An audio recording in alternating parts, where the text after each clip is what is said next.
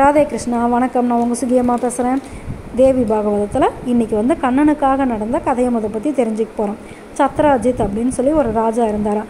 அவருக்கு சூரியனோட அருளால் சமந்தகமணி அப்படின்னு சொல்லி ஒரு மணி கிடச்சிதான். அந்த மணி டெய்லியுமே 8 வாரத்துக்கு குறையாத தங்கம் தருமா. கண்ணங்கிட்ட கூட அவ்வளோ செல்வம் இருக்காதான். இந்த சத்ராஜித் ராஜா கிட்ட அவ்வளோ செல்வம் இருக்குமா. இதை பார்த்துட்டு அந்த சத்ராஜித்தோட தம்பி பிரசேனஜித்து அப்படின்னு சொல்லி அவருக்கு பேர், நான் காட்டுக்கு வேட்டையாட போகிறேன், எனக்கு அந்த மணியை கொடுங்கண்ணா அப்படின்னு சொல்லி ஆசையாக கேட்டாராம். சரி தம்பி கேட்குறாரு அப்படின்னு சொல்லி அவரும் கொடுத்துட்டாராம். இவர் காட்டுக்கு வேட்டையாட போய் ஒரு சிங்கத்து கூட போரிட்டு அவர் அந்த போரில் இறந்துட்டாராம். பவான் அப்படிங்கிற ஒரு கரடி ராஜா என்ன பண்ணார், அந்த சிங்கத்தை கொண்டுட்டு அந்த ரத்தனத்தை எடுத்துகிட்டு போய் அவங்க குழந்தைங்களுக்கு விளையாட கொடுத்துட்டாராம்.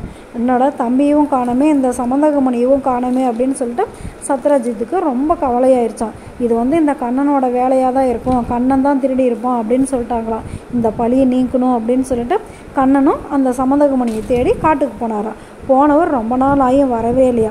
உடனே வசுதேவருக்கு ரொம்ப கவலையாயிருச்சான். அப்பன்னு பார்த்து நாரத மகரிஷி வந்தாராம். வந்து இந்த தேவி பாகவதத்தோட மகிமையை சொல்லி இதை படிக்க சொன்னாராம்.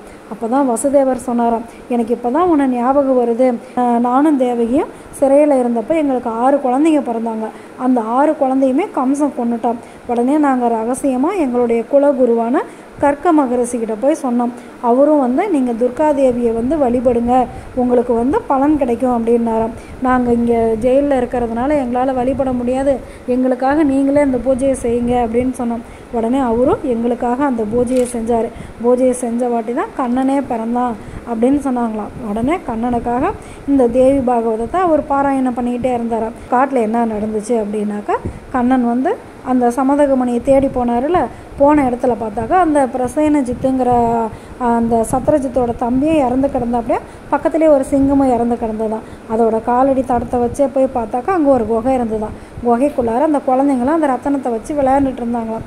அப்புறம் பார்த்தா ஜாம்பவான் அப்படிங்கிற அந்த கரடி ராஜாவும் வந்தாராம். கரடி ராஜாவும் கண்ணனும் ரொம்ப நாளாக சண்டை போட்டுக்கிட்டே இருந்தாங்களாம். அப்புறமேட்டு தான் அந்த ஜாம்பவானுக்கு வந்திருக்கிறது மகாவிஷ்ணு அப்படின்னு சொல்லி தெரிஞ்சுதான். உடனே அவர் ரொம்ப சந்தோஷப்பட்டு அந்த சமந்தகமணியும் கண்ணங்கிட்டையே கொடுத்து ஜாம்பவதி அப்படிங்கிற அவரோட பொண்ணையும் கண்ணனுக்கு கல்யாணம் பண்ணி கொடுத்துட்டாராம். இவர் தேவி பாகவதம் படிக்கவும் கண்ணன் வரவும் சரியாக இருந்துதான்.